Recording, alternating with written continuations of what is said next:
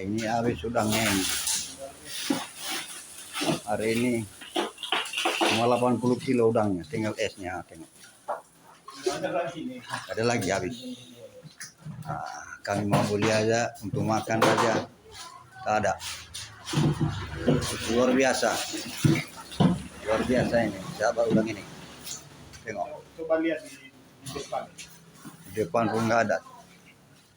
Nah, ya. Ya habis. Nah, habis udangnya. Udang rebung, kerang, udang besar, udang kecil, udang laut semua saudara. Aduh, kecewalah kami ini. Datang kejar jauh-jauh dari Bengkulu sana, mau beli udang tak ada. Tadi pagi lewat di sini segunung udangnya. Sekarang kemana? Siapa yang makan udang ini ya? Kita bulan puasa ini, hampir sampai sekian.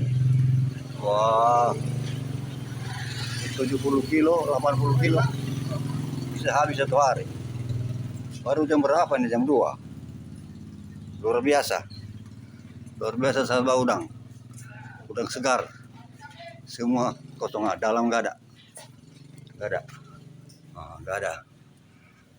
Besok lagi. Oke lah Pak, terima kasih lah. Oke.